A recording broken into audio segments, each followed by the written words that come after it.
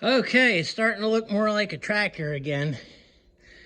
I did an epoxy repair on the splines.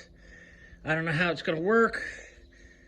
I've seen it's been done to repair machines. I don't know how well how long it lasts on sliding splines like on a clutch, but I figured it was better than nothing.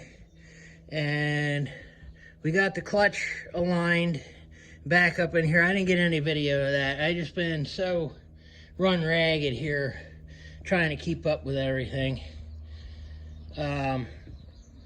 So engine's back in, it's bolted down. Starting to put stuff back together here.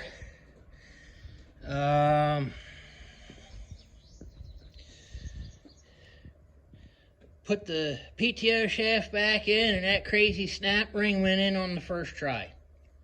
So I was worried I was going to be really fighting with that, but got lucky. So now I could put the cover back on there. So that stuff's over here. And then I coated the chain coupler sprockets with dry graphite. And then I put the chain back in there and coat that with graphite as well. And then I got to get radiator back up on there and the fuel tank back up on there. I don't remember, did I show this on the other video or not after I had taken the fuel tank out? This was rattling around in there. I don't have any cans missing spouts, and I bought that tractor in, when was that? 2005 I bought this thing. So yeah, I've had it 20 years. I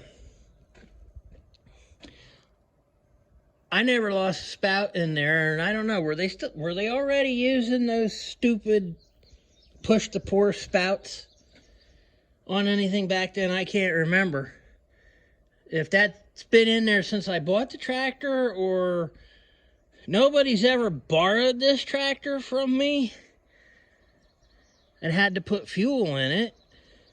So I don't know how that got in there. I don't know. But that's what was making the rattling noise in the tank when that was floating around. So I got that out of there. And I've been plugging away at the combine over here. I don't know if I'm going to get this thing done in time for the spring barley, which is going to be another week or so. Got the rattle chain out. Oh, left my crowbar here. I'm going to pick that up, put it away. Yeah, I got the idler sprockets out of there. Somebody put the wrong parts in that at one point in time on this combine. There's supposed to be spacers in there and in between the idler and the slack adjuster on the side over the bolt, and they didn't have the spacers. So what they did is they put nuts on the inside, and I don't know how they did that.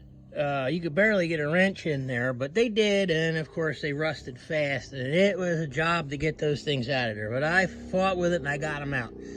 So I'll continue fiddling around with this in between cutting hay and baling hay. I just mowed hay today.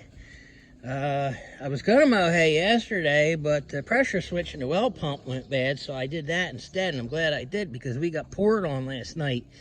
That on Wednesday, the forecast didn't say we were going to get that, and then on Thursday morning it changed.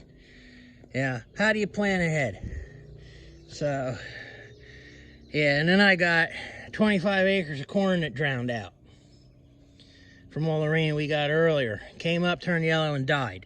Corn over here looks pretty good. That's where the clover was this year, and the corn planted in the field behind it, and then in the neighboring farm back there looks pretty good.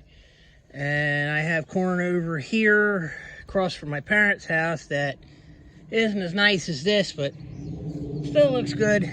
But the Great Kingwood Swamp, I got 2 fields. The 2 fields closest to Wes's place that he's in the process of purchasing do have corn. And there's spots where it's thin, but it'll make a crop. But on the other side of the creek, almost everything over there except for maybe 4 acres on the side of the well, I wouldn't really call it a hillside. It's more of a slope going up away from the creek. Everything over there drowned out. So I don't know what crop insurance is going to do about it, but I'm getting tired of this. Year after year something happens, and I don't know. I just don't know. I guess I just got to keep on plugging on. So yeah, that took a sour turn, didn't it? I gotta go do something else to start thinking positive. So thanks for watching.